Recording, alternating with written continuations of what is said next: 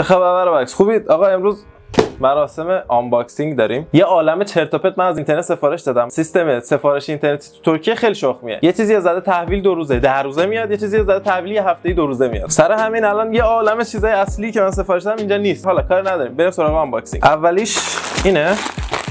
آره اولش میخوام اینو بازش کنم. آها راستی این چیزایی هم که اینجا من باز میکنم تو دیسکریپشن، یعنی تو توضیحات ویدیو اگه لینک داشته باشه لینکشو میذارم، اگه نه که اسمشو میذارم. قیمتش هم حدودی یادم باشه بهتون میگم، یادم نباشه که مینویسم دیگه تو توضیحات. خب اینو من میدونستم چیه. نگاه کنید چاقوی زیبا. من چند روز پیش تو اینستا یه دونه عکس گذاشتم از چاقو، گفتم کدومو بگیرم و این یکی از اون چاقوهایی که می‌خواستم بگیرم. یکی دیگه‌اش هست هنوز تو راه نرسیده. ببینید چقدر قشنگه، چقدر ظرافت. برای کارهای کم پا چادر رو بیرون رفتن خیلی به درد می‌خوره. برای همین سفارشش دادم. بریم ادامه کار. اینم از همون فروشگاه اومده، کبریت کمپا شومینه و اینجور چیزا. و این که تو توضیحاتش نوشته بود که یه لحظه وایسید من یه چیزی بیارم روش روشن کنم. تو توضیحاتش نوشته بود این خیس هم بشه روشنه و 15 دقیقه یه دونش میسوزه. نگاه کنید این شکلی. اینم باز برای کمپ و بیرون رفتن و سال رفتن این شکلی هم یه دونش رو بشکنم. دو تا شکست. به درد میخوره. بغل خودش هم مثل قوطی کبریت روشن میکنه.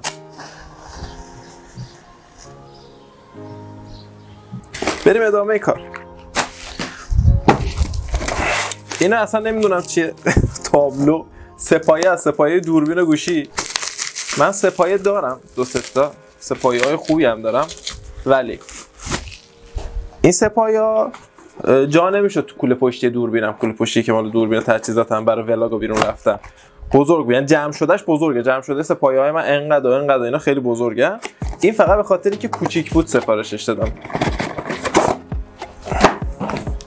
و هم گوشی روش بسته میشه هم دوربین اینجوری که گفته بود. بله. فنگلا نگاه چقدر خوب، ولی جنسش خیلی آشغاله گایز. جنسش خیلی آشغال. حالا میدونستم آشغاله ولی انقدر انتظار آشغال بودن نداشتم.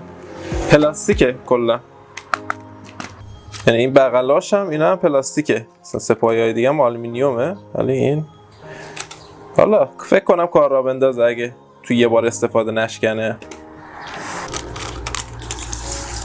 تو توضیحاتش زده بود 1.30 متر قدش میشه که فکر کنم شد.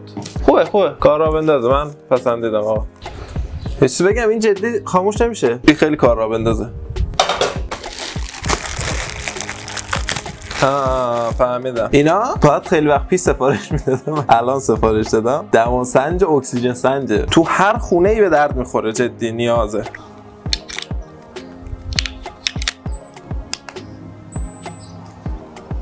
سشنیم درست نشون میده. خب بریم محصول بعدی. از طرف مادر عروس.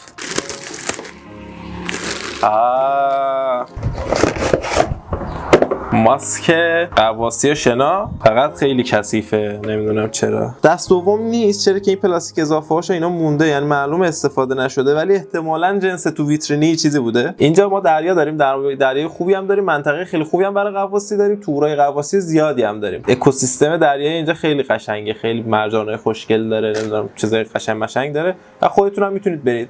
غواصی عمق کم نیاز به کپسول هم نداره، خیلی راحت میتونید برید 1-2 متری چیزای قشنگ ببینید. برای اون خریدم. اینم برای همونه پالت. اینم پشت سر این باز کنم. توف تو دوربینی که وسط رکورد قطع کنه. آقا یه عالم من بعد این بقیه اینا رو آنباکس کردم، یه عالمه براتون توضیح دادم. پا شدم اینم دوربین رکورد نکرده. نو پرابلم، چیز خاصی نبود. جعبه آمازون. بعد این ماسکه، این پالتا رو آنباکس کردم. پالتا باز برای این ماسکه گرفتم برای غواصی عمق کم که پام کردم تنگ بود، ولی مشکل نداره، تنگ بودنش خوبه، در نیاد از پام. یه سایز فکر کنم برام کوچیکه. این از این جعبه رو ما داشتیم از آمازون. توش در سگ داشتیم ما، در سگ و گربه. جوری میبندید درتون رو میبرید برای اینکه حیوانتون بره بیرون و بیاد داخل. یه همچین سیستمی داره، وسطش هم آهن‌ربا داره که میگیرتش این شکلی. اینا من سفارش دادم. نگهدارنده هویه و برای لحیم کاریه با گیره و ذره بین. که لایم کاری اینا دارید خیلی چیز به درد بخوریه، به درد میخوره. و همین دیگه. نمیدونم چیزی از دست دادم یا ندادم. تا اونجایی که بود همینا بود، چیز دیگه نیست. متشکرم. تا ویدیو بعدی فعلا میبوسم تو، بای بای.